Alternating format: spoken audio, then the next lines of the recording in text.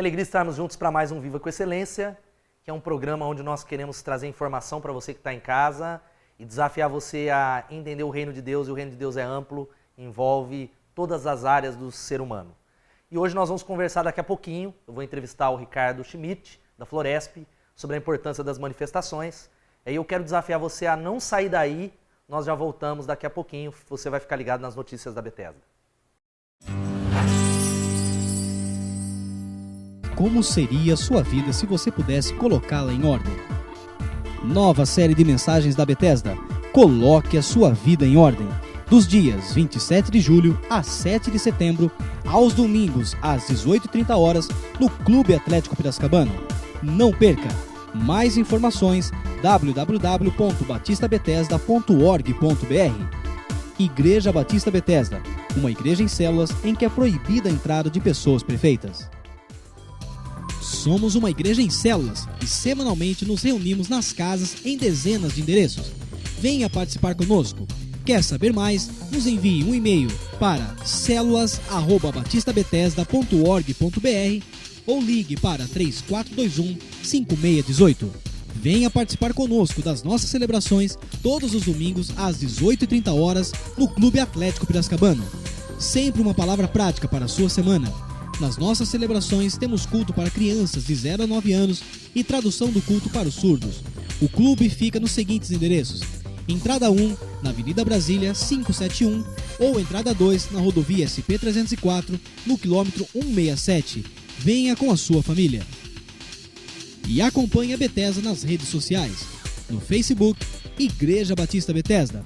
No Twitter, @IBBethesda. E no YouTube, Batista Bethesda. E acesse o nosso site www.batistabethesda.org.br. Igreja Batista Bethesda, uma igreja em células em que é proibida a entrada de pessoas perfeitas.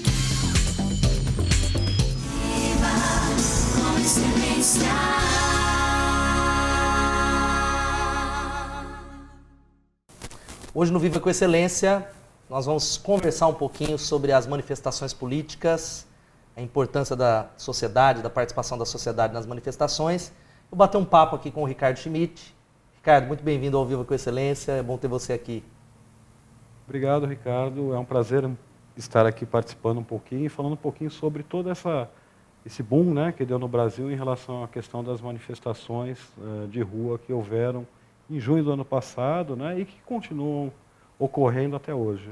E para apresentar o Ricardo para quem está em casa, talvez você pode falar um pouquinho, Ricardo, você é presidente, diretor da Floresp, né? Explica um pouquinho aí, fala um pouco sobre você. Eu sou diretor da Floresp e já venho militando, né, em relação à questão de interesses ambientais, né? Eu sou ambientalista desde a década de 80 e a Floresp é uma ONG que trabalha com arborização, corte de árvore, defende a corte de árvore, defende preservação da água, a gente participa dos comitês PCJ, nós estamos hoje nessa crise hídrica, né, em função da falta de planejamento aí, de como consumimos água, né, Então a Floresp ela tem essa visão aí de defesa dos interesses coletivos, né, e relacionados à questão ambiental. E nós criamos um movimento, né, que é o Movimento Reaja, e a Floresp tem dado apoio para o movimento, e eu, como cidadão, estou também no Reaja Piracicaba, né? E aí eu queria, antes de falar das manifestações, você é membro do Reaja Piracicaba, você estava me explicando. Fala um pouquinho o que é o Reaja, para quem está em casa, que talvez não entende muito bem o que é o Reaja Piracicaba. O Movimento Reaja, na verdade, ele surgiu através de uma conferência de transparência e controle social. O que é transparência e controle social?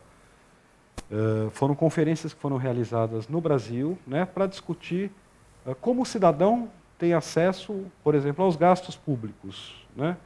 Como a lei de acesso a informações ela pode servir para o cidadão entender, né, como o gestor público, o prefeito, o vereador, né, o deputado, ele gasta o dinheiro público, né, ou em obras, né, ou no seu gabinete, ou nas suas atividades. Então, essa questão da transparência e controle social, ela vem no sentido de explicar para o cidadão, né, como o nosso dinheiro, que nós pagamos com impostos, né, vão ser gastos na gestão da obra pública, né, da atividade dos nossos políticos de hoje. Então, na verdade, o Reaja começou através Dessa conferência, que é uma conferência formal, né, foi uma conferência onde a gente discutiu propostas, né, então um grande exemplo é o Ficha Limpa, né, o Ficha Limpa que foi aprovado a nível nacional, era uma proposta do Ficha Limpa Municipal, onde ele alcançava outras esferas, né, por exemplo, Ficha Limpa Nacional,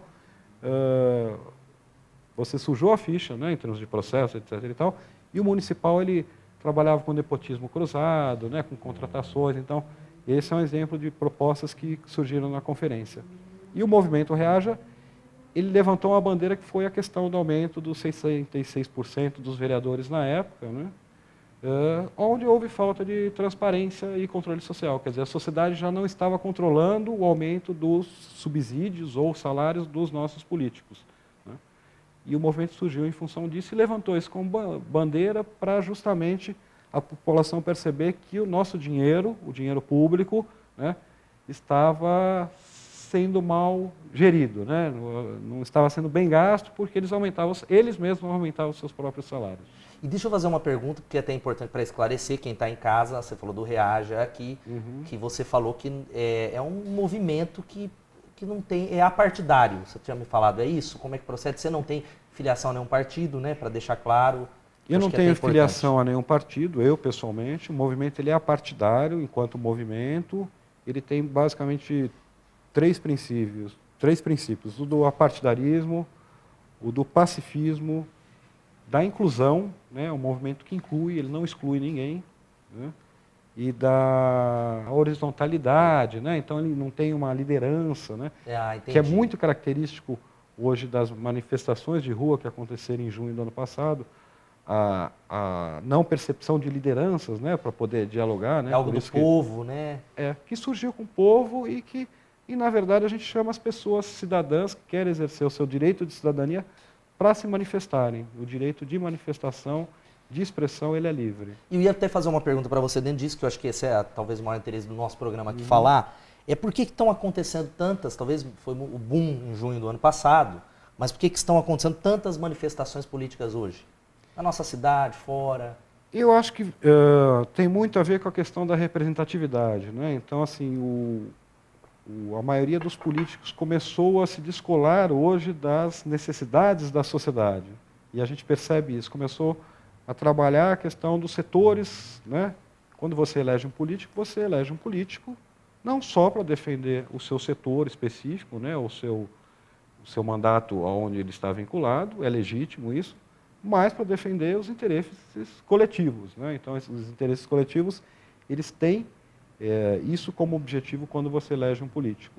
E eu acho que esse distanciamento do político com as reivindicações sociais, né? Todos os Para resumir, o povo está cansado. Você pode dizer assim, talvez uma linguagem mais popular. O povo está cansado. Eu acho que a crise da representatividade, e não só da representatividade nas esferas, né, de voto direto, a gente vê as instituições em crise, né? O judiciário em crise, o executivo em crise, o legislativo em crise. Então, assim, as instituições começaram a ficar desacreditadas, né, por vários problemas, né, escândalos de corrupção, de tráfico de influências. Então, as pessoas começaram a manifestar essa indignação nas ruas, né? Nós percebemos que a grande maioria do povo brasileiro ele é pacífico demais, né? Então, e esse boom de manifestações não é um modismo, né? Eu ia até fazer uma pergunta. Você falou pacífico. Tem uma frase do Martin Luther King que ele diz assim que o que me preocupa não é o grito dos maus, mas sim o silêncio dos bons. Né? E o Abraham Lincoln diz que pecar pelo silêncio quando protestar se faz necessário torna os homens covardes. A passividade, você falou pacífico, mas talvez a palavra seja passiva. A passividade da população é algo que agrava a injustiça e a corrupção? Você diz, eu talvez me omiti? Eu acredito que sim. Né? Eu acredito que... E nós temos que compreender que a corrupção ela tem os dois lados. Né? Não é só o gestor público, o político que está lá, que é o corrompido. Tem o privado que corrompe também. Né? Então, os pequenos atos de corrupção na sociedade, eles também são contaminados e expressam os nossos políticos. Então não basta eu, Ricardo, cidadão, né, ser honesto. Né? Todos têm que ser honestos para poder cobrar dos seus políticos. Né? Então é uma crise ética, a gente pode dizer também, na verdade, que aí tem muita gente falando, criticando quem está lá nas escalas no poder público, mas na sua vida privada ou talvez na sua atuação do dia a dia, da rotina, tem sem tudo a ver, querer, né, com isso. Tem tudo a ver, e sem querer acaba fomentando esses pequenos atos, né, da malandragem, né? Do jeitinho brasileiro. Do jeitinho brasileiro, da lei de Gerson, né, a famosa lei de Gerson. Então eu acho que e isso acaba refletindo também na nossa política, na política brasileira. Né? O Brasil não é muito diferente do restante dos países. Mas o povo ele tem expressado, e eu acho que essa indignação, principalmente da juventude, né? A gente viu muito jovem na rua, né? Então essa juventude bonita na rua que lembra a questão do direta já, né? E movimentos que já aconteceram, ele não é de agora, né? Já aconteceram lá atrás, é importante, né? E aí eu ia fazer exatamente essa pergunta para você. Qual a importância dessas manifestações para a cidade, para o nosso país? Tem benefícios das manifestações, movimentos como o Reaja, que surgiu do povo, né? É importante isso? Eu acho que é extremamente importante porque as pessoas começaram a se organizar melhor. Né? Então a gente vê hoje, o Reaja ele surgiu antes das manifestações de junho. Eu me lembro. Ele surgiu em 2012, que nós começamos as primeiras manifestações, né, lutando por transparência, né, nos atos públicos. E em 2013 que culminou na grande manifestação, né, que inclusive em Piracicaba aconteceu de uma forma surpreendente. Né? Mais de 20 mil pessoas foram para as ruas, com várias pautas. Né? Então, assim, a partir de então a gente começou a perceber as pessoas se organizando e se manifestando, né, e vendo que a manifestação ela provoca resultados, inclusive, né, resultados tanto na sua comunidade, quanto na classe política, né? Que é, talvez, dando resposta. Trazer um recado, né? Dizer, ó, nós estamos olhando, nós estamos de olho, as coisas precisam mudar. Exatamente. E é assim, nós percebemos que as pessoas começaram a se organizar para manifestar. Então, essa questão do manifestar, né, do ir para a rua, do abaixo-assinado, né, dos pequenos, né, das declarações, né, de você usar mais os espaços públicos, a tribuna popular, acabou gerando, né, esse modus operandi, né, de buscar as respostas, né, principalmente com relação ao poder público e aos nossos políticos eleitos, né, a democracia representativa. A gente começou a exercer a democracia participativa, quer dizer, participar diretamente. É uma grande frase que a gente fala, que é da Constituição Federal. O poder é do povo, emana do povo e é para o povo. Né? E a classe política ela está absorvendo isso agora. Né? Então, assim, a gente teve anos de ditadura, a democracia brasileira é uma democracia recente, né? Nova. E a participação cidadã ela é importante nesses aspectos, né? Porque se você já começa a desvirtuar todos esses processos democráticos e de expressão da liberdade, né? e não repressão da nossa liberdade, você contamina um país que tende a ter uma democracia madura, né? talvez. Madura, né? Então eu acho que o direito de se manifestar é importante. A organização hoje das pequenas manifestações de bairro, né? De comunidades. Para quem está em casa entender um pouco mais, o que é um protesto legalmente válido? Eu acho que um protesto, na verdade, é um protesto bem organizado, né? Dentro das manifestações que nós temos percebido, ela deve acontecer de forma pacífica. As pautas elas são definidas na hora. É interessante você trabalhar a questão dos roteiros, né, do protesto para todo o aparato, né, de trânsito, né, para não incomodar tanta gente assim. Né, apesar de que o protesto, ele incomodando as pessoas, ele chama atenção. Tem um outro olhar em relação ao protesto. Né. Então eu acho que tem limites, né, de respeito, né, em relação à população, que devem ser estabelecidos, né, dentro do protesto. E eu não vejo... Ele é livre, ele pode acontecer em qualquer horário, lugar, dia. Em qualquer horário, quer dizer, não precisa marcar, né, essa liberdade de mandar o ofício. Na verdade, O direito de se manifestar, ele é defendido na Constituição e é livre, então, desde que não rompam esses limites aí de incômodo, né, à população que mora na cidade ou no bairro. Eu acho que é importante para deixar claro, porque aí muitas pessoas muita gente não se envolveu com as manifestações, às vezes por uma questão pessoal, mas muita gente pela falta de entendimento. Talvez por falar, eu não quero me envolver com manifestação porque eu não sou baderneiro, e aí entra aquilo lá. O que são os black blocs? Qual é a tua opinião a respeito disso? Os movimentos, vamos dizer, do Reaja não tem nada a ver com isso, que talvez fazer essa separação. Então, na verdade, nós entendemos, né, Piracicaba nunca teve esse tipo de tática, né? As manifestações elas aconteciam e nunca teve um grupo ou pessoas denominadas black blocs, né? Tudo foi implantado, talvez aí por algumas pessoas achando que tinha black bloc. Mas black bloc, assim, nós entendemos que é uma estratégia, né? E as pessoas são anônimas na sua forma geral, mas é uma estratégia que vem do anarquismo, né? E para ajudar os manifestantes a caminharem no sentido ao seu objetivo, né? E que foi o que aconteceu nas grandes cidades, nos grandes centros, Rio de Janeiro, São Paulo, né? E tem muitas pessoas que não são black blocs, né? E são os vândalos, né? Ou as pessoas que querem aproveitar a oportunidade, né, do agito, né? Então a manifestação sempre começava com as suas pautas, né, com seus gritos de guerra, pacificamente, com as pessoas reivindicando os seus direitos coletivos, e o final delas era a baderna, né? Que também tem dois lados, né? Tem o exagero, né, os excessos da própria polícia militar, né? Então tem toda a discussão da desmilitarização da polícia, né, em querer reprimir manifestações que são legítimas. Então as pessoas precisam ter claros, né, tem bem claro isso, essa questão, nem toda manifestação vai acabar em vandalismo, nem toda manifestação tem black bloc, porque, né, são coisas distintas. Os manifestantes são manifestantes, sim.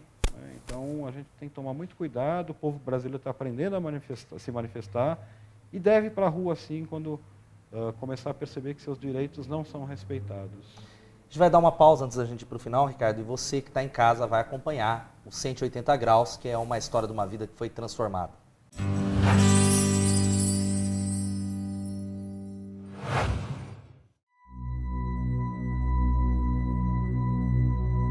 Eu sempre fui na igreja com a minha mãe. Eu ia porque minha mãe me levava, aí ela levava meu irmão também, levava meu pai. Só que aquela velha história, filho de crente, crente não é. Até meus 13 anos eu nunca tinha tomado uma decisão fixa, uma decisão correta por Jesus. Teve marcas na minha infância, coisas que aconteceram na minha infância que me marcaram. Uma delas, por exemplo, foi a separação do meu pai e da minha mãe. Eles ficaram um ano separados, depois eles voltaram, mas foi esse um ano aconteceram coisas que me deixaram marcas, né? Que talvez eu traga até hoje, e Deus tem curado e tem trabalhado. Só que a partir dos 13 anos, eu conheci alguns amigos no colégio e me chamavam para ir para a igreja. Foi onde eu decidi, falei, vamos embora, já que eu não consigo ir nas igrejas que minha mãe vai, porque minha mãe seguia várias outras igrejas diferentes da que eu gostava ou que me chamava a atenção, eu decidi com meus colegas, que eu não tinha uma prima mais jovem, falei, vamos junto. Fui batizado ali, foi onde eu conheci a Jesus ali. Naquele momento eu comecei a cantar também, foi onde eu descobri ali um lado que Deus tivesse colocado em mim, colocou em mim e tal, que é o talento da música e tal. E foi onde eu comecei a liberar essa área da arte e tudo mais. Só que aí em 2007 eu conheci uma igreja, que é a Igreja Batista Bethesda, que eu faço parte hoje, onde minha mente abriu de forma diferente, meus olhos abriu de forma diferente. Hoje eu entendo que Deus me chama para viver prostrado na cruz, para que minha vida flua naturalmente, em humildade, em serviço. São lutas que a gente vai ter, a gente luta com gigantes até a volta de Cristo. Mas as coisas estão caminhando e eu vivo muito mais em paz com o Espírito Santo em mim e sabendo que Cristo me ama e Cristo morreu no meu lugar e para ser quem eu sou hoje, né? Independente de religião, independente de placas e nomes e histórias, tente saber quem Cristo é, que aí você vai entender, achar a sua identidade ali, saber quem você é, o que Ele fez por você e qual é o motivo da sua existência, né? Qual é o propósito da sua vida, que é em Cristo, não é em religião ou qualquer outro caminho. Quebrar um pouco das cadeias da religião e tentar viver um pouco mais a liberdade e a paz que está em Cristo mesmo.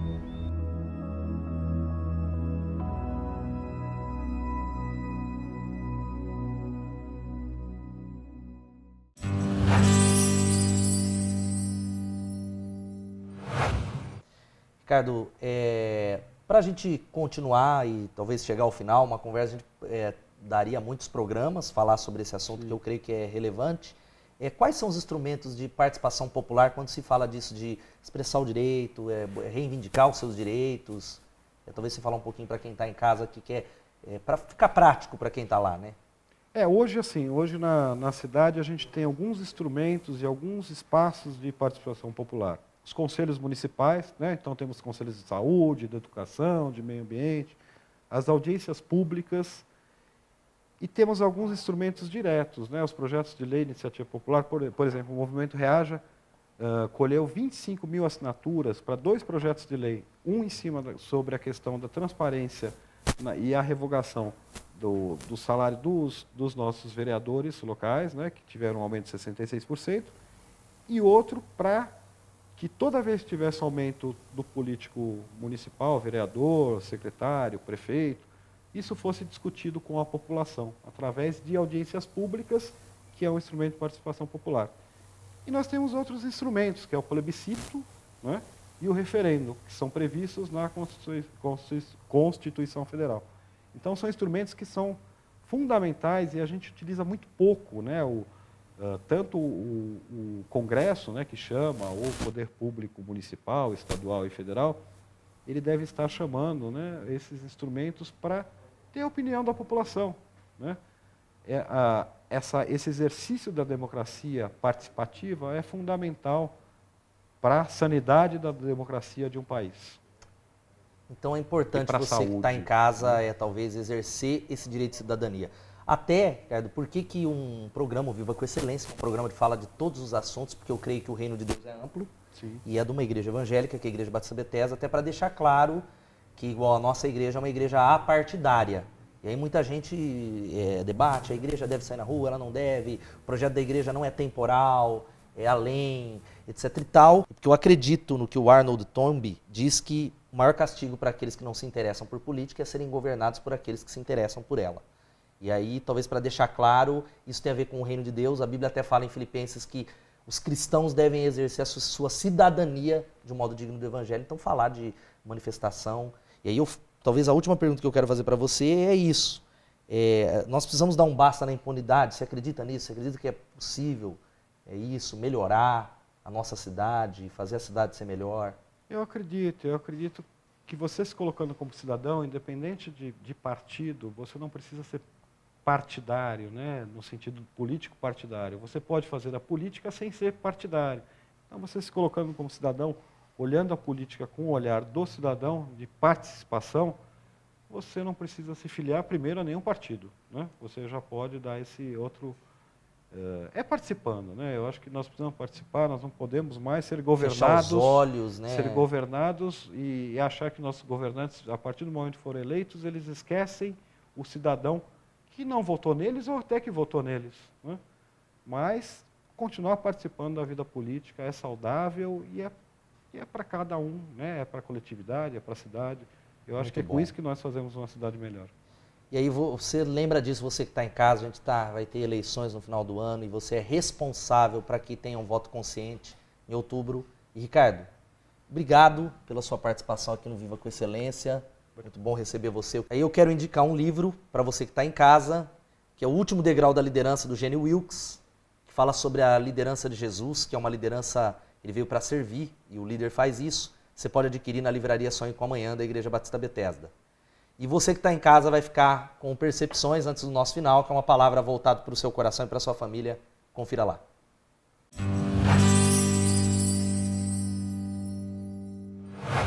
Olá, é claro que a palavra de Deus toda, ela é inspirada pelo Senhor e é apta para nos trazer a cada dia uma revelação nova, um ensino novo, nos renovar, trazer refrigério para a nossa alma. Mas existe um texto que é chamado o coração da Bíblia. Um texto que, se de repente tivesse que ter apenas um versículo que todo mundo precisasse saber, era esse, o João 3,16, que diz assim: porque Deus amou o mundo de tal maneira que enviou, que deu o seu único Filho, para que todo aquele que nele crê não pereça, não morra, mas tenha a vida eterna. E essas verdades em versículos como esse, no coração da Bíblia, elas são tão profundas, mas por causa de ser um versículo tão conhecido, às vezes corremos o risco de perder a profundidade de um versículo como esse.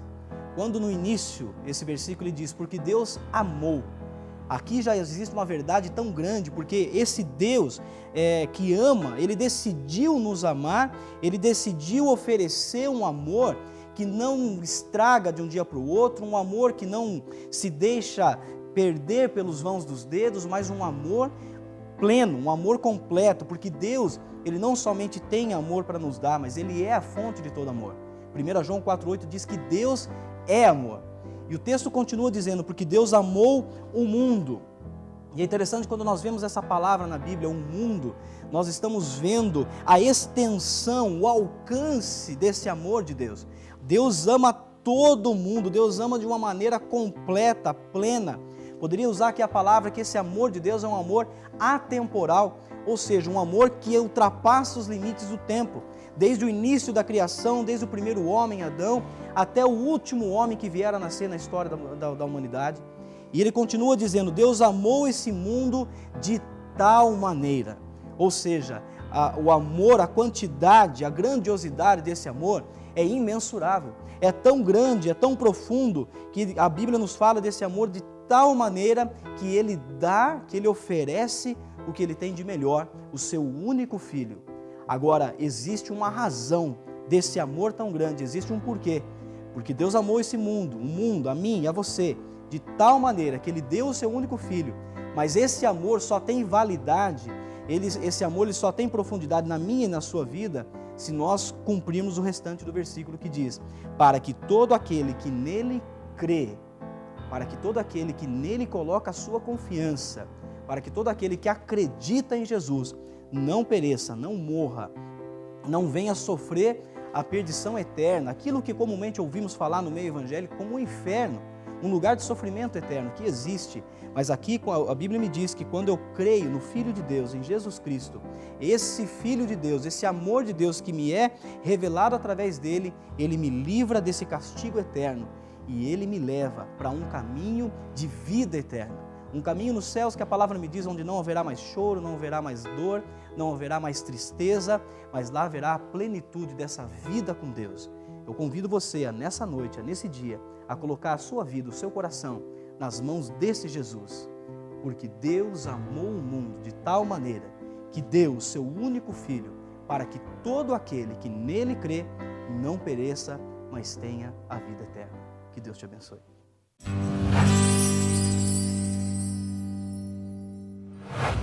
Está chegando ao final mais um Viva com Excelência e eu espero que você tenha sido abençoado pelo nosso programa, tenha sido desafiado. E eu quero desafiar você a continuar divulgando o nosso programa.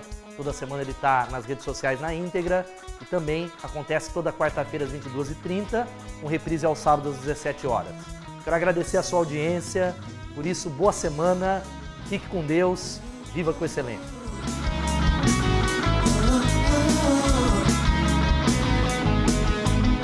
Viva com excelência.